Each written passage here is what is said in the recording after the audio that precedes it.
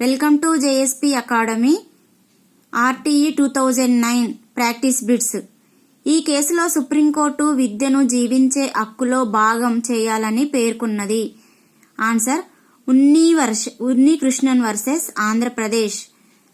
2002లో ఈ రాజ్యాంగ సవరణ ద్వారా విద్యను ఎక్కువగా మార్చడం జరిగింది. ఆన్సర్ 86. విద్యని ఒక హక్కుగా మార్చారు. ప్రస్తుతం భారతదేశంలో విద్య.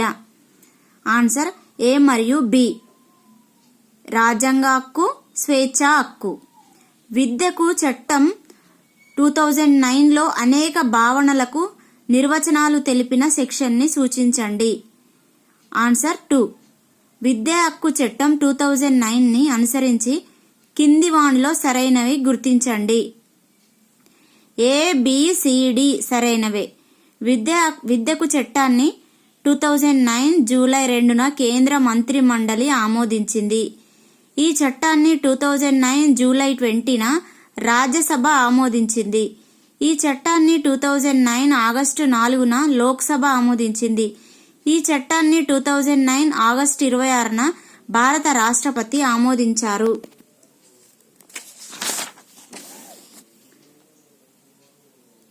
విద్యా హక్కు చట్టం 2009 ఎప్పటి నుండి అమల్లోకి వచ్చింది?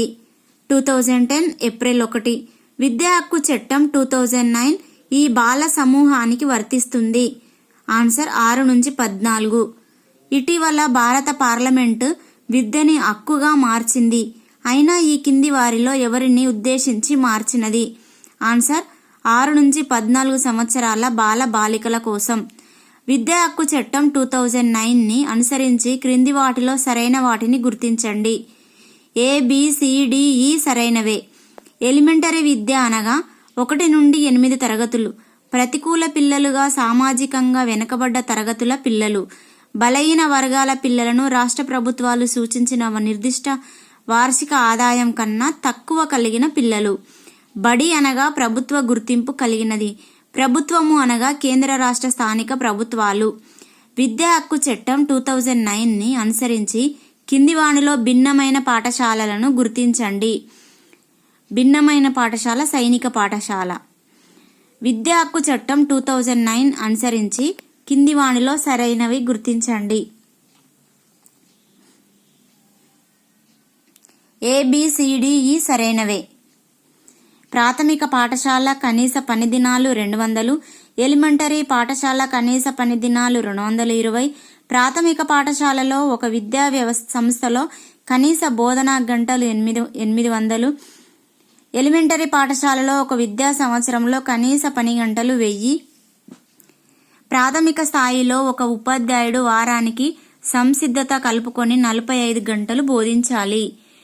రామాపురంలోని ప్రాథమిక పాఠశాలలో 401 మంది విద్యార్థులు విద్యని అభ్యసిస్తున్న విద్యా హక్కు చట్టం 2009 అనుసరించి ఆ పాఠశాలకు కావలసిన కనీస ఉపాధ్యాయుల సంఖ్య. ఆన్సర్ 11. RTE 2009 ప్రకారం ఒక ప్రాథమిక పాఠశాలలో ఎంతమంది పిల్లలు ఉంటే HM నియమించాలి? ఆన్సర్ 150 మంది.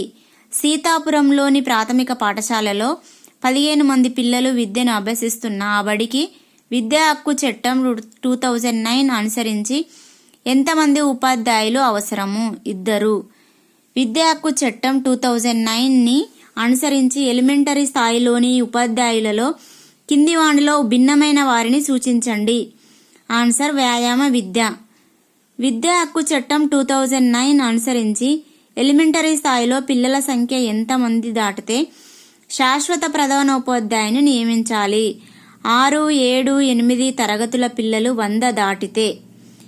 ఒక ఎలిమెంటరీ ఉపాధ్యాయునిగా విద్యా హక్కు చట్టం 2009 అనుసరించి వారానికి ఎన్ని గంటలు బోధించగలవు? సంసిద్ధత కలుపుకొని 45 గంటలు. విద్యా హక్కు చట్టం 2009ని అనుసరించి సరైన వాటిని గుర్తించండి. ABCD సరైనవే. ప్రాథమిక పాఠశాల కిలోమీటర్ లోపు ఉండాలి. ఎలిమెంటరీ పాఠశాల 3 కిలోమీటర్ల లోపు ఉండాలి. 6 నుండి 14 లోపు పిల్లలు విద్యని పొందడం వారి హక్కు. ఏదైనా ఆవాసంలో పిల్లల సంఖ్య తక్కువగా ఉంటే ఉచిత రవాణా కల్పించి మరో ఆవాసంలో విద్యను అందించవచ్చును. ఎలాంటి పూర్వ విద్య ఆధార పత్రం లేని 10 సంవత్సరాల విద్యార్థి పాఠశాల ప్రవేశం కోరితే పాఠశాల అధిపతిగా నీవు ఏం చేస్తావు?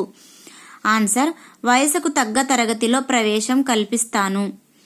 విద్యా హక్కు చట్టం 2009ని అనుసరించి ఏ తేదీ నాటికి ఆవాసంలో పాఠశాల ఉండాలి? 2013 మార్చి 31 నాటికి. ఈశాన్య రాష్ట్రాల్లో విద్య అమలు కోసం కేంద్ర ప్రభుత్వం ఎంత శాతం నిధులు సమకూర్చుతుంది? 90%. విద్యా హక్కు చట్టం 2009 అనుసరించి సంబంధిత ప్రభుత్వ విధి కానిది గుర్తించండి. ఆన్సర్: పాఠశాల విద్యా క్యాలెండర్ని రూపొందించడం అనేది ప్రభుత్వ విధి కాదు. 2009 విద్యా హక్కు చట్టం 2009ని అనుసరించి స్థానిక ప్రభుత్వ విధుల్లో సరికాని వాటిని గుర్తించండి.